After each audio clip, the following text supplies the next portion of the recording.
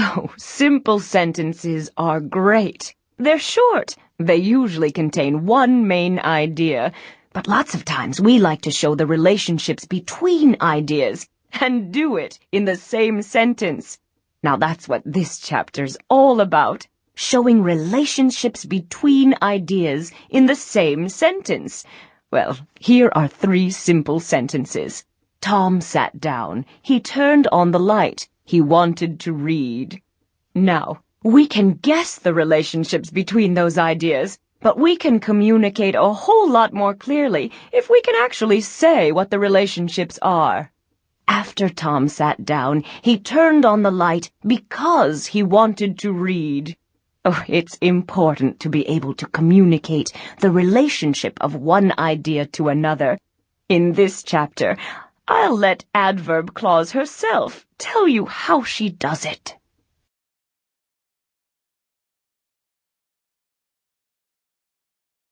I'm adverb clause, hello. Do you remember time clause? Her full name is adverb clause of time. She's the one who begins with words like when, while, or after and before. Tell me, does this sentence from chapter 5 sound familiar? When the phone rang, the baby woke up. But, there are other kinds of adverb clauses. Clauses that begin with words like because, or even though, if. Words that show cause and effect, or maybe contrast ideas, or express conditions. So in this chapter, we'll talk about all the words listed in Chart 17-1. Most of them are words you just can't do without. But, for starters, I think I'd like to do a little refresher on form. I'm flexible. I move around. I can come at the beginning of a sentence, or at the end, usually without much difference.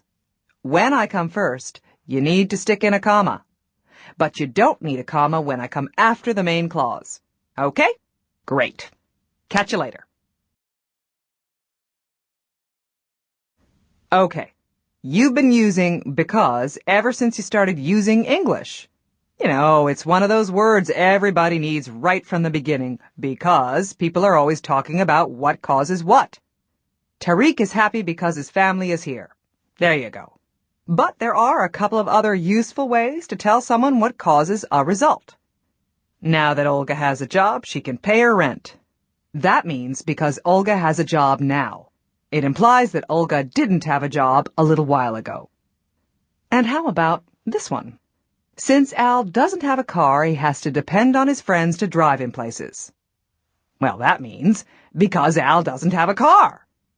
And just a little quick reminder, don't forget that since can also show time relationships. I've known Maria since I was a child. Lots of English words have more than one meaning. But you already know that. Hello? Hello there. Hey, yes, you. What, can't you see me? Yoo-hoo. Oops, someone forgot to put my picture on the screen. There, that's better.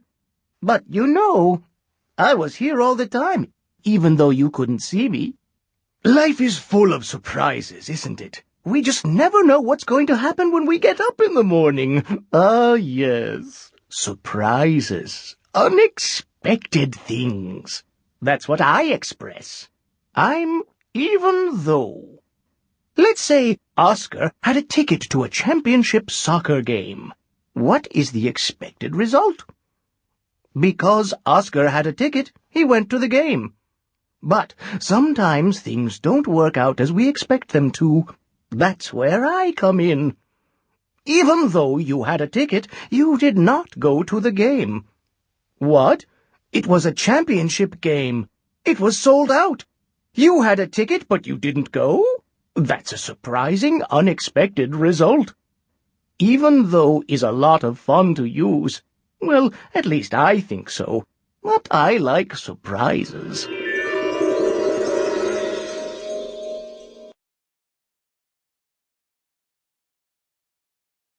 Now, my favorite, while, has 2 meanings. Okay? The first meaning tells you about a time relationship. While my husband and I were camping in the wilderness, a bear got into our tent. All right, so in that sentence, while means during the time that. And now for the second meaning.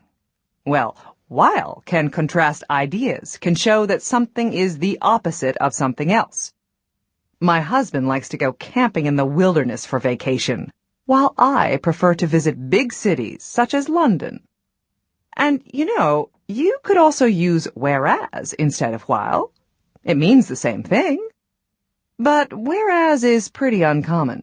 You'll run into it in reading more often than speaking, and even then, not too often. My husband likes to be in the wilderness, whereas I like to visit big cities. Notice that these clauses use a comma even when the adverb clause comes second in the sentence. You can read about that in the chart. Ah, yes. It's time for us to get to know each other. Or should I say, renew our acquaintance? I know I'm not new to you. I'm if. I'm just two letters, an I and an F. But I'm very powerful. I live in your imagination. You know how people like to talk about hypothetical situations? That means possibilities we invent in our imaginations. For instance, let me imagine something you might do. I know. Maybe you will click on the pause button in the corner. All right? That's the situation, the condition that I'm imagining. Well, what would be the result?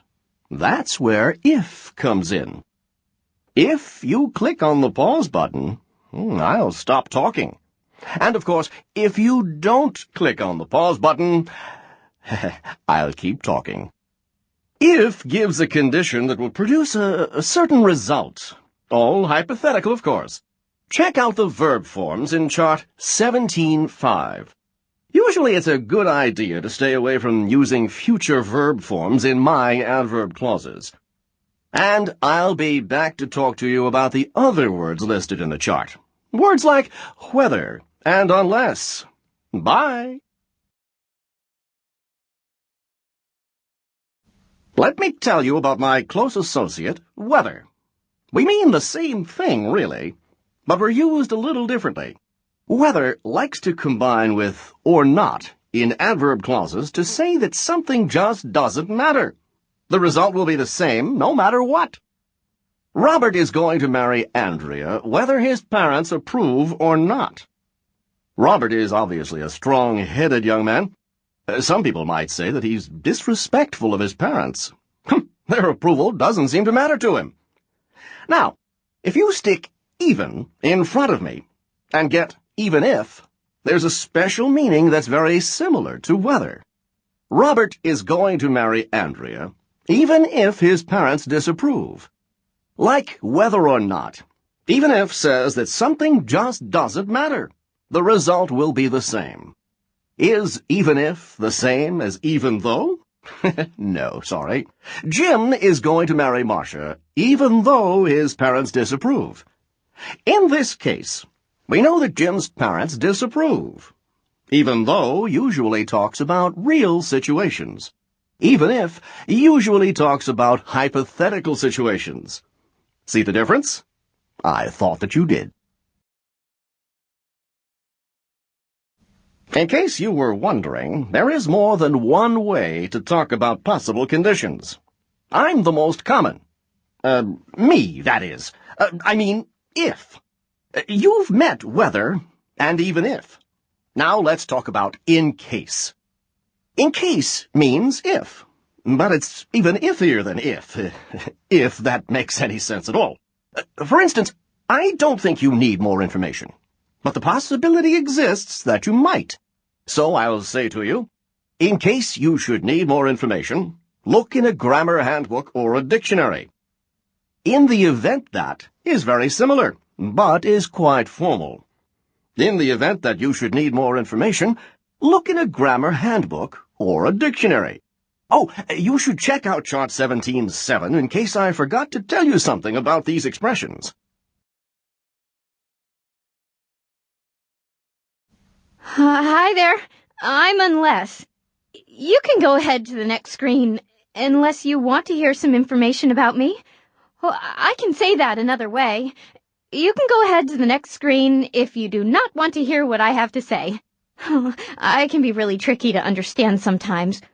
Oh, here's a simpler example. I don't eat unless I am hungry. I don't eat if I am not hungry.